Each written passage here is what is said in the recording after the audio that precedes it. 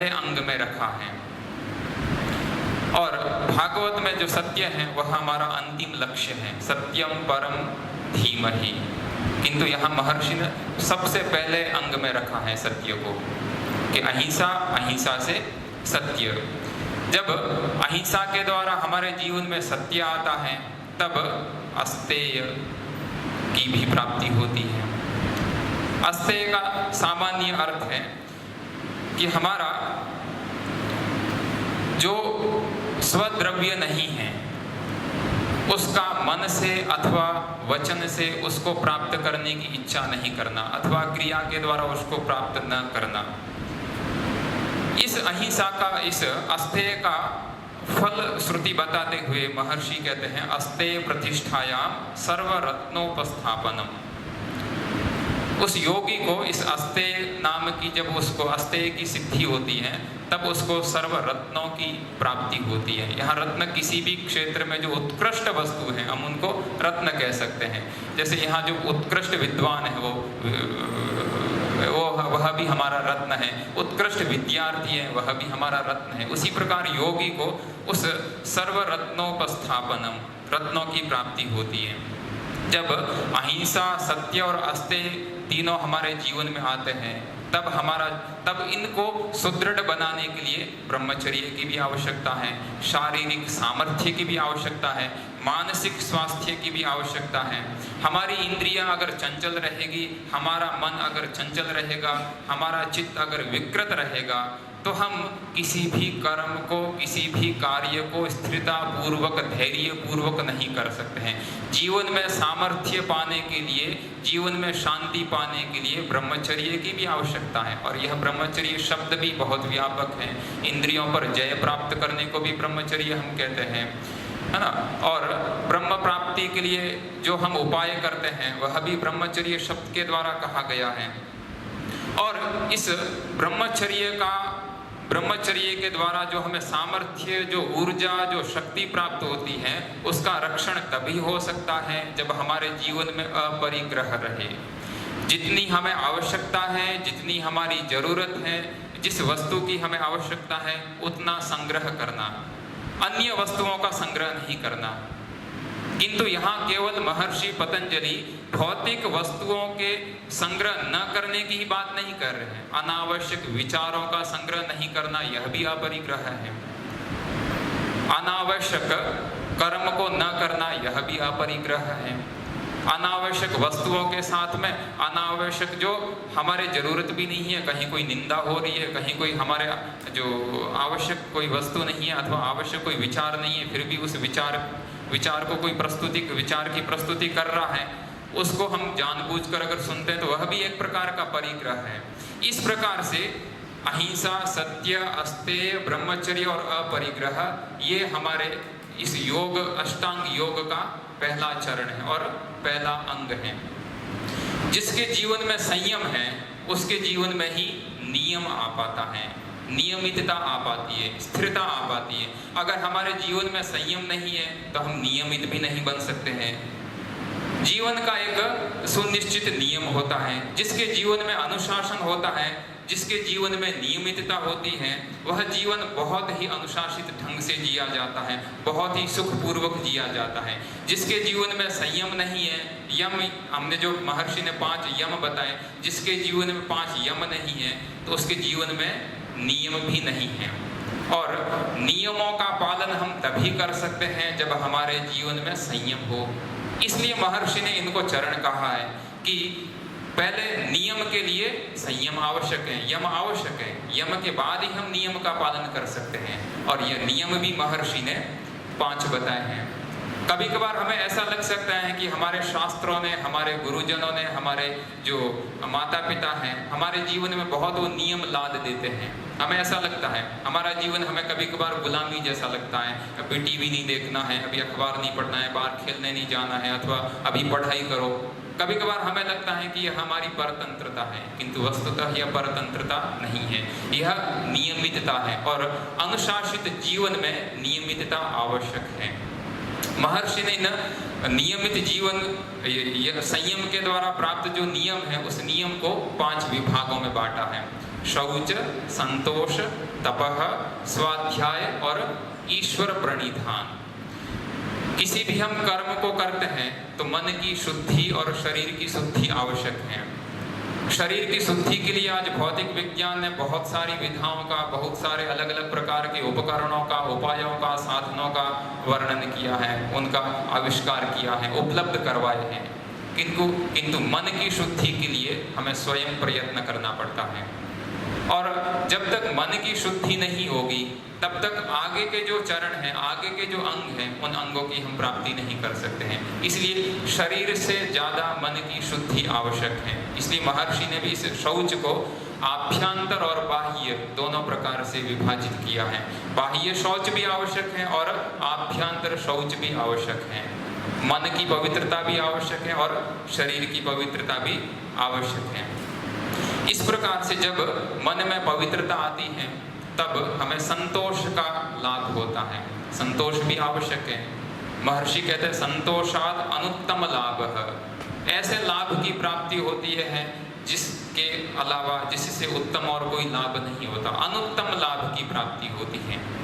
और जब संतोष होता है, इसी संतोष को प्राप्त करने के लिए जब किसी भी योगी को, किसी भी साधक को संतोष की प्राप्ति होती है, उससे बड़ा उसको और कोई सुख प्राप्त नहीं होता है ना। तुलसीदास जी की रचनाओं में कहीं कोई दोहा मैंने कहीं पढ़ा है, गोधन, गजधन, वाजी धन और रतन धन खान, जब आवे संतोष धन, सब धन धूरी समान। दुनिया में बहुत सारे अलग अलग प्रकार के धन हैं, अर्थ हैं, किंतु जब जिसको संतोष की प्राप्ति हो जाती है, संतोष रूप धन की प्राप्ति हो जाती है, उससे उत्तम और कोई धन नहीं है, उससे उत्तम और उसके लिए और कोई अवस्था नहीं है। और जब ये संतोष की अवस्था कब प्राप्त होती है? जब हमारे जीवन में तप हो। हमें किसी भी काम, किसी भी कर्म को सफल करने के लिए, किसी भी कार्य की सिद्धि के लिए जीवन में तप आवश्यक है। शारीरिक तप भी आवश्यक है और मानसिक तप भी आवश्यक है।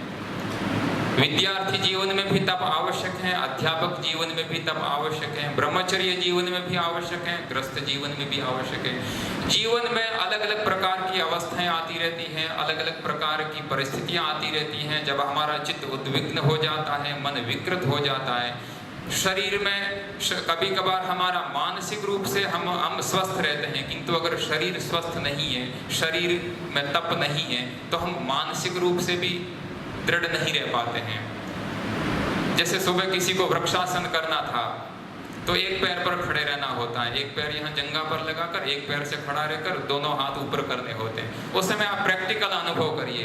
अगर हमारे अगर शरीर में तप नहीं है और मन अगर एकाग्र नहीं है तो वो शरीर स्थिर नहीं रह सकता है। वो बहुत तेज आंधी में जैसे कोई वृक्ष की डाल इधर उधर झूलती है ना, उस प्रकार का हमारा वृक्षासन होता है। और अगर मन हमारा एकदम एकाग्र है और शरीर में तप है तो हम जो कर्म होता है, जो कार्य होता है, उस कार्य में सिद्धि प्राप्त कर सकते हैं। इसलिए जीवन में तप भी आवश्यक है और इस तप की सिद्धि के लिए स्वाध्याय भी आवश्यक है। तो ये जो 5 नियम बताए, इस 5 नियमों में अंतिम जो नियम है वह है स्वाध्याय। यहाँ स्वाध्याय का मोटा मोटा अगर ये अर्थ मैं करूँ तो जो भौतिक विद्या है और जो आध्यात्मिक विद्या है, दोनों ही विद्याओं की हमारे जीवन में आवश्यकता रहती है और दोनों ही विद्याओं का अध्ययन यहाँ स्वाध्याय शब्द से हम कह सकते हैं। इस स्वाध्याय की जो निष्पत्ति है, स्वाध्याय की जो परिणति है, वह महर्षि कहते हैं स्वाध्यायाद इष्ट देवता संप्रयोग। योगी जन इस स्वाध्याय के द्वारा अपने इष्ट देवताओं से और अपने इष्ट से अथवा देवताओं से संप्रयोग कर सकते हैं, उनसे संभाषण भी वह योगी जन कर सकते हैं। इस प्रकार महर्षि ने इन जो योग के जो 2 चरण हैं, यम और नियम, इनको बताया है। और जिसके जीवन में यम है और जिसके जीवन में नियम है उसको ही आसन की प्राप्ति होती है। यम और नियम के बिना किसी को आसन की प्राप्ति नहीं होती है। हमें लगता है कि हम सिंहासन पर बैठ गए हैं, किंतु वह आसन नहीं है। जिसके जीवन में यम है, संयम है, और जिसके जीवन में नियम है, उसको आसन की प्राप्ति होती है। यहाँ ये जो आज हम जिस योग शब्द का आसन के संदर्भ में अर्थ करते हैं, वह महर्षि पतंजलि की दृष्टि में योग का एक अंग है, एक चरण है, न कि संपूर्ण योग। किंतु एक चरण और एक अंग होते हुए भी उसको हम नगण्य नहीं कर सकते हैं, बहुत प्रमुख है। नियम में जो पांचवा है वह ईश्वर प्रणिधान, शौच, संतोष, तपः, स्वाध्याय और ईश्वर प्रणिधान। यहाँ प्रणिधान शब्द का अर्थ है समर्पण करना। हम किसी भी काम को करें, किसी भी कर्म को करें तो समर्पण भाव से करें। अगर हम कोई कर्म कर रहे हैं तो वह ईश्वर को समर्पण बुद्धि से करें। किसी भी काम को करें तो वह निष्ठा से करें, समर्पण भाव से करें, तो हमारे मन में कोई विकार भी नहीं आएगा, कोई कर्तृत्व का अभिमान भी नहीं आएगा। और इस कर्म को हम ईश्वर की आज्ञा के अनुसार करेंगे तो हम किसी भी परिस्थिति में सुख और दुख में सम रह सकते हैं। अगर हम इसको कर्तृत्व बुद्धि से करेंगे, किसी भी कर्म को समर्पण भाव से नहीं करेंगे, तो हमारा चित्त हमेशा उद्विग्न रहेगा। इसलिए यह समर्पण भी आवश्यक है, ईश्वर प्रणिधान भी आवश्यक है। इसलिए यह जो संयम और नियम के बाद में जो अवस्थिति प्राप्त होती है वह है आसन। और यह आसन उसी व्यक्ति के जीवन में घटित होता है जिसके जीवन में यम और नियम है। इस आसन का जो मुख्य उद्देश्य है वह है आगे के जो चरण और जो अंग हैं उन अंगों की सिद्धि करना, उन अंगों में सहायक बनना। आगे जो प्राणायाम से लेकर समाधि तक जो अंग बताए गए हैं, महर्षि ने बताए हैं, उन अंगों की सिद्धि के लिए आसन आवश्यक है। और यह जो आसन है यह योग शास्त्र में अलग अलग प्रकार से कहा है, किंतु एक सामान्य रूप से सभी जो हम जानते हैं आसन का अर्थ है स्थिरम सुखम आसनम, कि जिस अवस्था में हम बहुत देर तक, बहुत दीर्घ काल तक हम सुखपूर्वक बैठकर आगे के जो अंग हैं, आगे के जो चरण हैं, उनका हम आचरण कर सकें, वह हमारे लिए आसन है।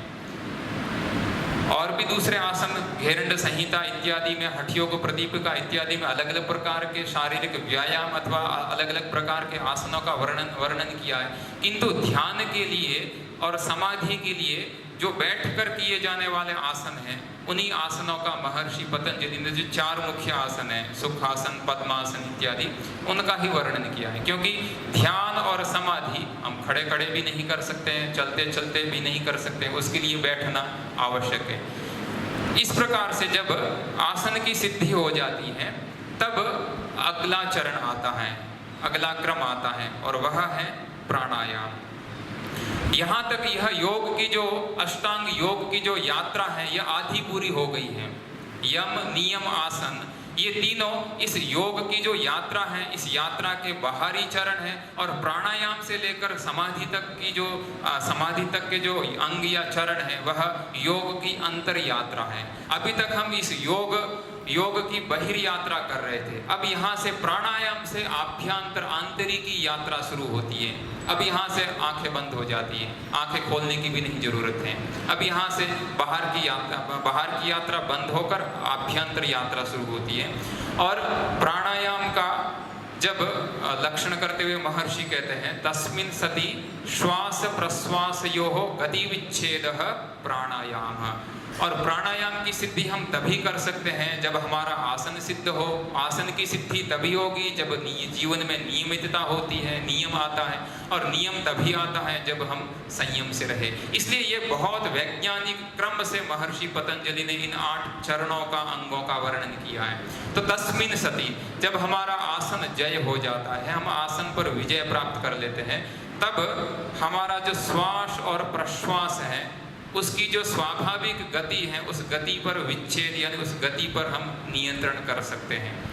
अभी जैसे डॉक्टर सर ने कहा था, हमारी कुछ क्रियाएं स्वैच्छिक होती हैं और कुछ स्वाभाविक होती हैं। तो श्वास प्रश्वास की जो गति है वह स्वाभाविक है, हम जब गाढ़ निद्रा में होते हैं, सुषुप्ति में होते हैं, तब भी श्वास प्रश्वास स्वाभाविक रूप से चलता रहता है, उसके ऊपर हमारा नियंत्रण नहीं है। किंतु जो योग यानी समाधि की जो अवस्था है, उस अवस्था को प्राप्त करने के लिए इस स्वाभाविक श्वास प्रश्वास की क्रिया पर नियंत्रण करना भी आवश्यक है। हम बाहर की जो वायु को जब कोष्ठबद्ध करते हैं, इसको श्वास कहा गया है, और जब कोष्ठबद्ध वायु को नासिका के द्वारा जब हम बाहर की तरफ निकालते हैं, इसको प्रश्वास कहते हैं। इस श्वास और प्रश्वास की जो गति है, इस गति का विच्छेद, इस गति के ऊपर नियंत्रण प्राप्त करना, स्थिरता प्राप्त करना प्राणायाम कहा है। और यह जो प्राणायाम है, यह योग की जो बाह्य यात्रा है और अंतर यात्रा है, इसके बीच सेतु का काम करता है। हमारा जो शरीर है और हमारा जो मन है, उसके बीच में एक सेतु का काम करता है, एक ब्रिज का काम करता है। इसलिए कहा ना, जब ध्यान के लिए हमारा शरीर, हमारा मन और हमारा चित्त तीनों जब एक लय में होते हैं, एक सूत्र में होते हैं, तभी हमें ध्यान की अवस्था प्राप्त होती है। तो ये जो प्राणायाम है, यह अंतर यात्रा और बहिर् यात्रा के बीच में सेतु का काम करता है। इसको अगर हम नियमित कर लेते हैं, तो यही प्राणायाम है, और यही हमारी मन के ऊपर विजय है, हमारी मन के ऊपर हमारी मालकियत है। यह जो प्राणायाम विज्ञान है, यह भी भारतीय मनीषा की जो अद्भुत खोजें हुई हैं, उनमें से एक अद्भुततम एक रहस्य है, अद्भुततम एक खोज है। कदाचित हम ये भी कह सकते हैं कि मनुष्य का जो चांद पर पहुंच जाना भी उतना महत्वपूर्ण नहीं है, जितना प्राणायाम के द्वारा आगे जो योग की जो अवस्थाएं हैं, उन अवस्थाओं की प्राप्ति कर लेना उससे भी कहीं अधिक महत्वपूर्ण है। और यहाँ से ये जो योग की जो अंतर यात्रा जो प्राणायाम से शुरू होती है, उसके बाद में किसी शिक्षक की अथवा गुरु की प्रत्यक्ष रूप से इतनी आवश्यकता नहीं रहती। ये सब आपको अनुभव करने होते हैं।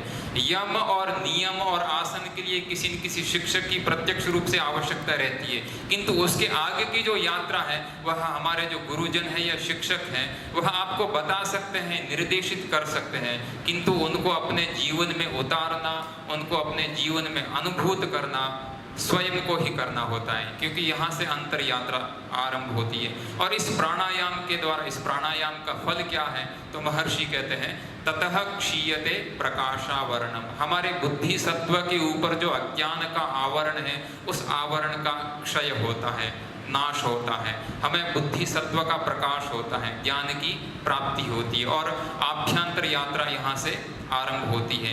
इस प्राणायाम की जो क्रियाएं हैं, वह अलग अलग प्रकार से, अनुलोम विलोम इत्यादि अलग अलग प्रकार से हम इस प्राणायाम की जो श्वसन क्रियाएं हैं, उन श्वसन क्रियाओं के द्वारा शरीर को स्वस्थ रख सकते हैं, मन को स्वस्थ रख सकते हैं, और शरीर और मन है उसका संतुलन भी हम बना सकते हैं।